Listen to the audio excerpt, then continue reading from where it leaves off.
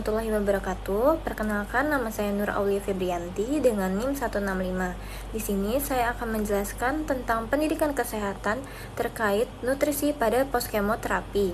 Di sini saya akan menjelaskan tentang pengertian kemoterapi.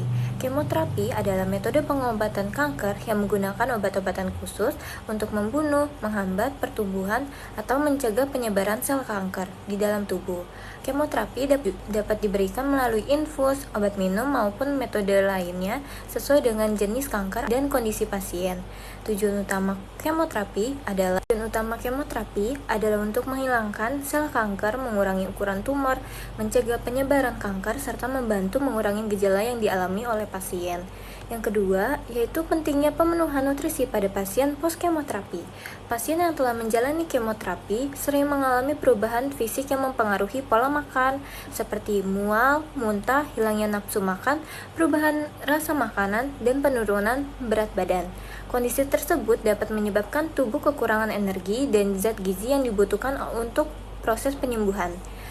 Pemenuhan nutrisi yang baik sangat penting karena dapat membantu mempercepat pemulihan jaringan tubuh yang rusak, meningkatkan sistem kekebalan tubuh, mencegah terjadinya malnutrisi, mempertahankan berat badan ideal, membantu tubuh menghadapi efek samping kemoterapi, serta meningkatkan kualitas hidup pasien selama masa pemulihan.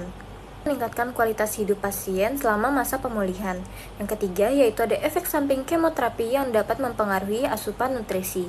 Kemoterapi dapat menimbulkan berbagai efek samping yang menyebabkan pasien sulit memenuhi kebutuhan nutrisinya.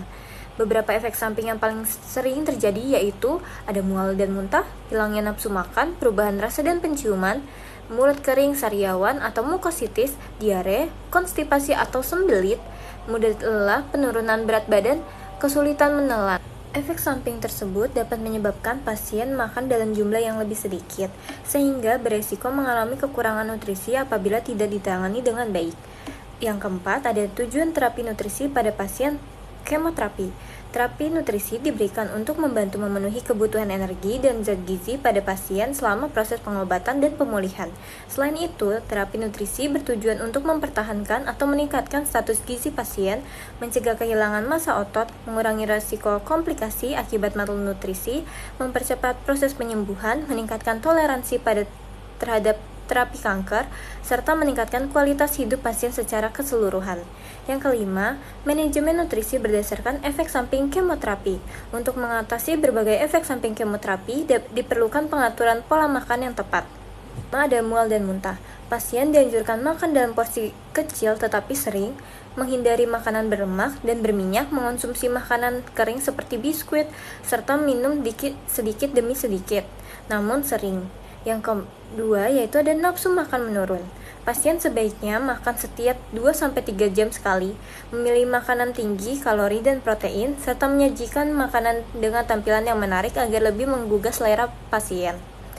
Yang ketiga, yaitu sariawan atau nyeri mulut.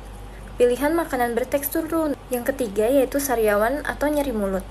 Pilih makanan bertekstur lunak, hindari makanan pedas atau asam, serta konsumsi makanan dengan suhu hangat atau dingin yang lebih nyaman di mulut. Yang keempat, yaitu diare. Perbanyak konsumsi cairan untuk mencegah dehidrasi, pilih makanan rendah serat sementara waktu, dan hindari makanan yang terlalu pedas atau berlemak. Yang kelima, ada konstipasi. Perbanyak konsumsi buah, sayur, dan air putih, serta lakukan aktivitas fisik ringan sesuai kemampuan pasien. Yang keenam, ada perubahan rasa makanan. Gunakan bumbu alami, variasikan jenis makanan, dan pilih makanan yang paling dapat diterima oleh pasien. Yang keenam, yaitu ada komponen yang paling penting bagi pasien kanker. Pasien poskemoterapi memerlukan makanan dengan gizi seimbang yang terdiri dari karbohidrat. Karbohidrat berfungsi untuk sumber energi utama bagi tubuh. Contohnya ada nasi, kentang, ubi, oatmeal, dan roti gandum. Yang kedua ada protein, berperan dalam memperbaiki jaringan tubuh yang rusak dan membantu pembentukan sel baru.